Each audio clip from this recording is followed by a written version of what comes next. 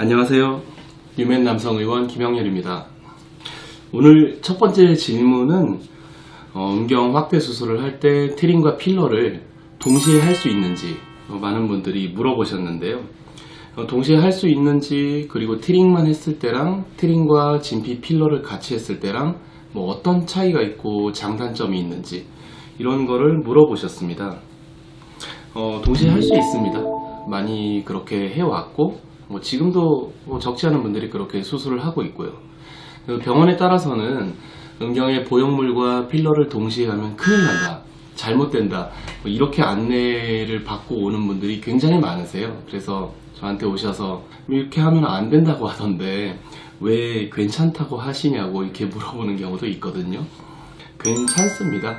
멸균 상태로 깨끗하게 수술이 된다면 음경의 보형물과 필러와 심지어는 메가돔이나 제타돔 같은 진피 조직과 여러 가지를 동시에 전부 다 해도 염증이나 그런 합병증이 없으면 잘 회복이 됩니다.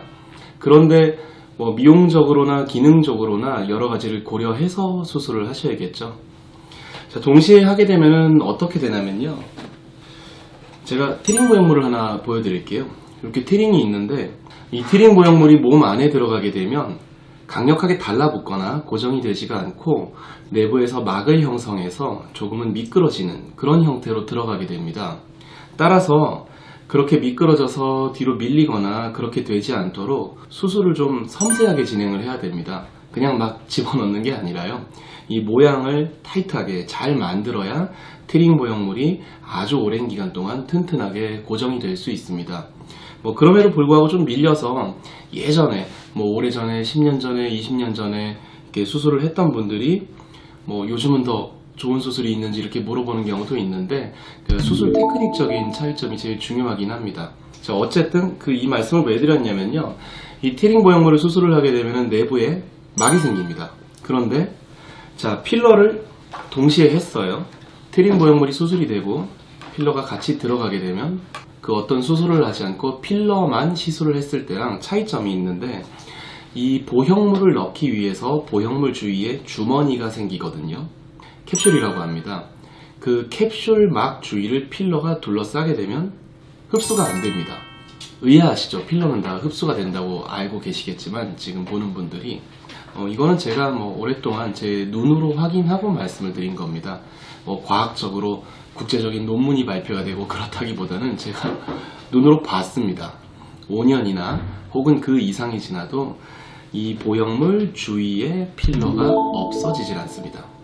따라서 보형물 수술을 하면서 필러를 동시에 같이 했을 때 필러 조직이 흡수가 최소화되는 형태로 자리가 잡힐 수 있다는 장점이 있습니다.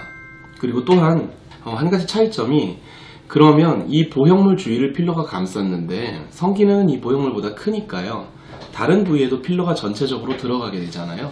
그런 부위는 필러가 약간씩은 흡수가 됩니다. 메가필이냐 제타필이냐 히알루론산 계열의 필러이냐 이런 브랜드나 필러의 그 성분에 따라서 결과가 약간은 차이가 있지만 조금씩 흡수가 되는 건 맞는데 보형물과 함께 수술을 하게 되면 그 어떤 형태의 수술보다도 필러가 흡수가 좀 안 되게 됩니다. 즉 보형물로는 본인의 만족도가 좀 떨어지는 분, 본인의 음경을 내 몸의 피부가 허용하는 최대치로 확대를 하고 싶은 분들한테 이런 수술이 유리합니다.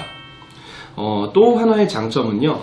이 트림 보형물이 좀 안에서 미끄러진다고 했잖아요. 그래서 그렇게 안 되게끔 수술을 잘 해놓는 게 제가 할 일이기는 한데 어쨌든 보형물 자체가 몸 안에서 달라붙거나 고정이 되지 않는다는 그런 특징이 있는데 이 필러를 같이 하게 되면 필러가 이 보형물을 살짝 좀 잡아주는 역할을 합니다.